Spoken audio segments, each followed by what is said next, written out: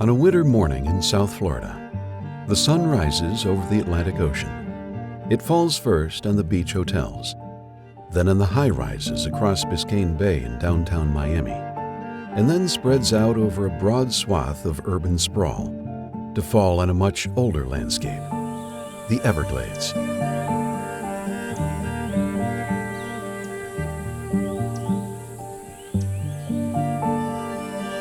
Early Native American inhabitants of the Glades called this subtropical landscape Paheoki, or grassy water.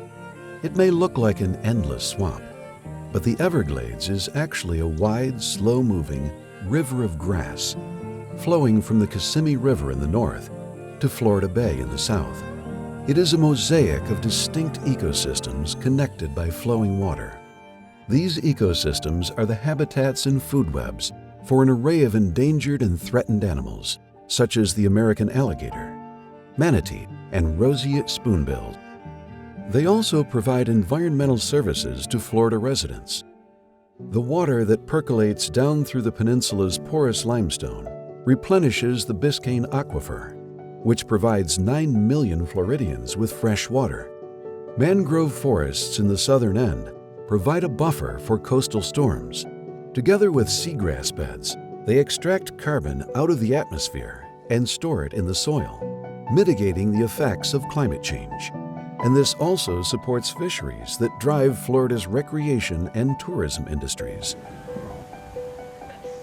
Yet, more than a century of agriculture and development has diverted this historic flow of water and introduced nutrient pollutants into the ecosystem, threatening the fish, plants, birds, mammals, even the soil itself.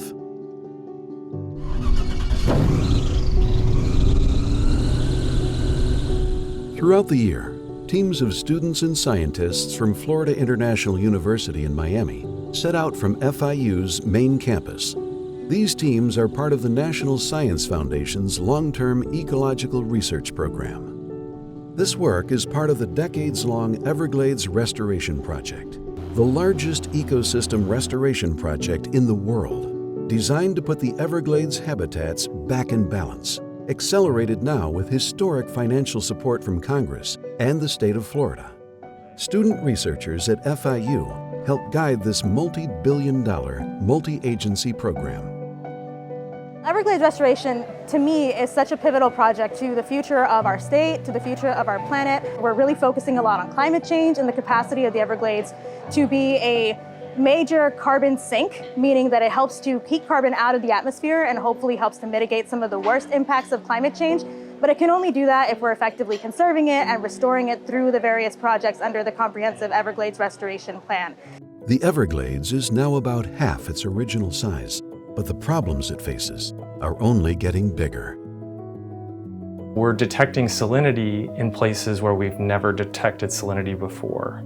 And those days with detectable salinity are increasing from a few days to multiple weeks to a month. That's pretty rapid change for an ecosystem. It is in everyone's interest that the ecosystem bounces back from its many shocks, and that restoration succeeds so we can recover a healthy, thriving Everglades for plants, animals, and for humans. Everglades restoration is arguably one of the, if not the most successful ecosystem scale restoration programs ever undertaken in the history of the planet.